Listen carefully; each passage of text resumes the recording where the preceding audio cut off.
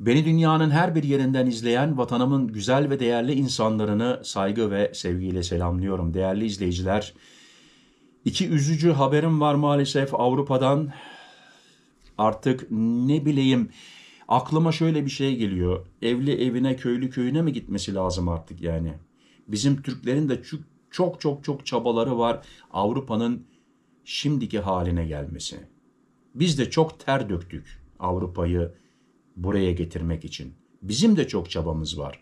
Ama son günlerde maalesef saldırılar, değerli izleyiciler, çoğalmaya başladı. Essen'de Türk işletmesine saldırı, camlar kırıldı, eşyalar tahrip edildi. Peki bu adamın günahı ne? Bu adamcağızın suçu ne? Halil Bey size ne kötülük yaptı ki adamın gidiyorsunuz iş yerine saldırı yapıyorsunuz? Almanya'nın Essen kentinde bulunan Halil Yalçın'a ait Yes Reisen adlı Türk seyahat ajantısı kimliği belirsiz kişilerce saldırıya uğradı. Olayda iş yerinin ön cephesindeki camlar kırılırken içerideki bazı eşyaların da zarar gördüğü bildirildi. Ve değerli izleyiciler, arkadaki resimlerde de görüyorsunuz. Polis ekipleri saldırının ardından bölgeyi güvenlik şeridiyle çevreleyerek inceleme başlattı. Henüz saldırganların kimliği belirlenemedi. Ama rica edeceğim, bunlar bulunması lazım. Gerçekten yani her yer kamera. Kamera değil, kamera. İş yeri sahibi Halil Yalçın saldırıyı büyük bir şaşkınlıkla öğrendiğini belirterek bu haberi aldığımda adeta donup kaldım. Maddi zarar bir yana böylesine anlamsız bir saldırı bizi derinden üzdü. Son günlerde ırkçı saldırılar artmaya başladı diyen Halil Yalçın, sorumluların bir an önce bulunmasını ve adalet önüne çıkarılmasını istiyoruz ifadelerini kullandı. Murat Bozdoğan, İsviçre, değerli dostumuz Halil Yalçın Bey'e geçmiş olsun dileklerimi sunuyorum. Umarım bir an önce failler yakalanır. Yani değerli izleyiciler, gerçekten bugünkü tarihte bu kişiler yakalanması lazım. Biraz evvel kamera dedim, özür dilerim. İsviçreliler devamlı kamera dediği için kameraya kamera diyor. Benim de o yanlışlığı yapıyorum. Tekrar özür dilerim. Essen'de kısa sürede ikinci saldırı. Değerli izleyiciler, bu olaydan evvel maalesef bakın, saldırı kente 3 gün önce Müslüman mezarlığına yönelik gerçekleştirilen tahribatın ardından yaşandı. Bu olayda da çok sayıda mezar taşı kırılmış, mezarlık alanında ciddi hasar meydana gelmişti. Bu habere de hemen şimdi geleceğim ve resimlerde de göreceksiniz. Mezarlıkta neler olmuş, neler bitmiş. Değerli izleyiciler, ben yani artık aklım fikrim ermiyor. Mezarlıktan ne istiyorsunuz? Yani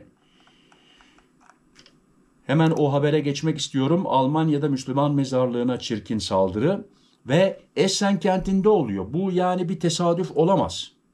Bana sorarsanız Murat Bozdoğan İsviçre diyor ki bunu aynı kişiler veya aynı grup yapıyor. Artık kimse bilmiyorum. Essen kentinde kalmadığım için, oraları da pek tanımadığım için, ama orada kalan, yaşayan Türklerimiz herhalde benden daha fazla bilgileri vardır ve yorumlarda tabii ki yazabilirler. Essen kentinde bulunan Müslüman mezarlığı tahrip edildi.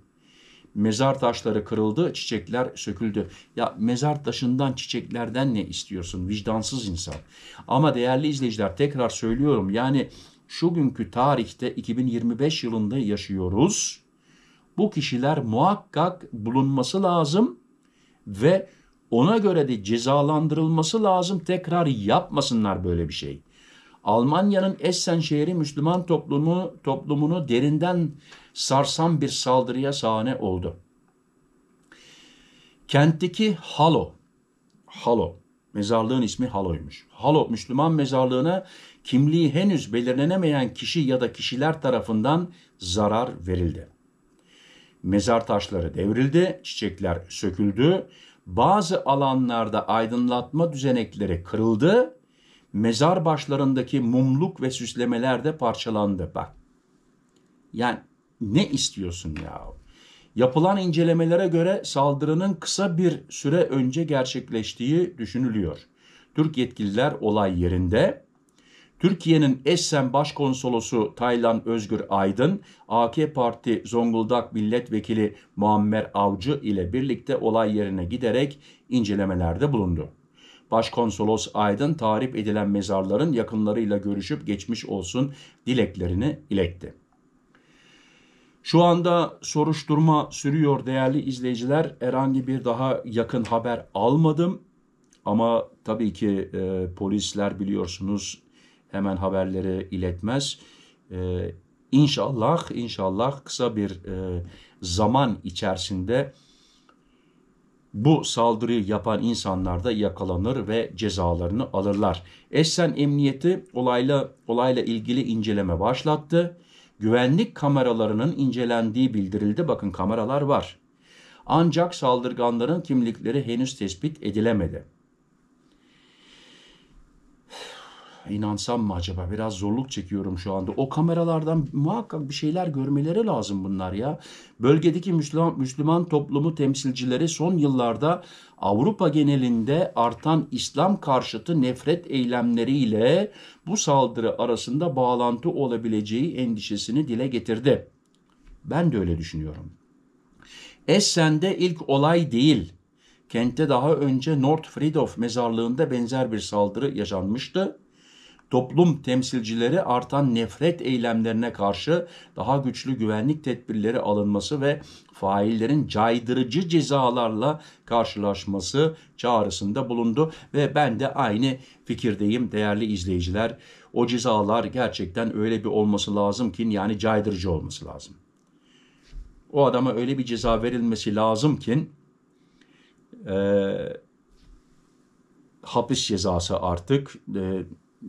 Bilmiyorum, ben ne avukatım ne şeyim, ona göre bir ceza verilmesi lazım ki, yani içeride yattığı zaman şöyle bir vakti olması lazım, düşünmesi lazım. Ben bundan sonra böyle bir şey yapayım mı yapmayayım mı diye ceza olması lazım. Sizler bana yorumlarda yazabilirsiniz. Siz ne düşünüyorsunuz?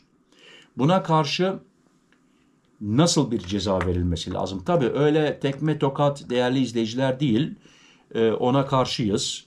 Ona karşıyız. Kimsenin canını acıtmak ben şahsen istemem. Ama bu devirde ona öyle bir ceza verilmesi lazım ki, yani içeride yatarken şöyle bol bol vakti olsun ve düşünsün. Düşünsün, ben bundan sonra böyle bir kötülük yapayım mı? Böyle bir vicdansızlık yapayım mı? Ben bundan sonra yaşamımı böyle mi ilerleteyim, yoksa iyi bir insan olarak mı, iyi kalpli birisi olarak mı yaşamımı ilerletmeye çaba göstereyim? Yani şöyle biraz vakti olsun demek istiyorum. Siz beni anladınız. Sizler de bana tabii ki yorumlarda yazabilirsiniz. Değerli izleyiciler, videonun başında ne dedim? Gerçekten aklıma şu geliyor, artık evli evine, köylü köyüne mi gitmesi lazım? Yani o dereceye mi geldik? Ben bu haberleri okuduğum zaman gerçekten artık İsviçre'de yaşasam bile ben bile düşünmeye başladım. Nereye gidiyoruz? Şimdi belki diyeceksiniz ya sen zorluk çekmezsin. Hayır, ben zorluk çekmiyorum. Beni zaten burada görenler konuştuğum zaman İsviçreli zannediyorlar. Ama değerli izleyiciler, şunu söyleyebilirim. Bakın, buraya kadar izlediyseniz şimdi siz bir sır öğreneceksiniz. Beni polis trafikte durdurduğu zaman her şey iyi. Camı açıyorum, selam veriyoruz filan. Ruhsatı, ehliyeti istiyor. Veriyorum. İsmimi okuduğu zaman yüz şekli maalesef değişiyor. Bana kötü davranmıyorlar ama şunu söyleyebilirim. Adamın yüz şekli değişiyor. Yani eski o görene kadar şöyle bir sırıtma oluyor. Gördükten sonra şöyle bir ciddi oluyor. Bunu burada bu noktayı koymak istiyorum. Belki sizlerin de başınıza geliyordur. Beni çünkü İsviçreli zannediyorlar.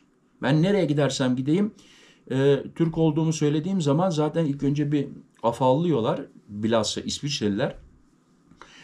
Ama ondan sonra tabii ki anlıyorlar ama böyle polis kontrollerinde filan Türk olduğumu bana bir şekilde gösteriyorlar. Değerli izleyiciler, buraya kadar izlediyseniz çok teşekkür ederim. Sizlerden bir like istiyorum. Bana destek olmak istiyorsanız Ücretsiz abone olma imkanınız var. Ailemize gelin. Büyük bir aile olalım. Sizler de bana destek olun. Bana enerji verin. Murat Bozdoğan videolara daha büyük bir enerji ile devam etsin. Tekrar hepinizden Allah razı olsun. Kendinize dikkat edin. Sıhhatinize dikkat edin. Sıhhatli kalın. Benimle kalın. Hoşça kalın. Murat.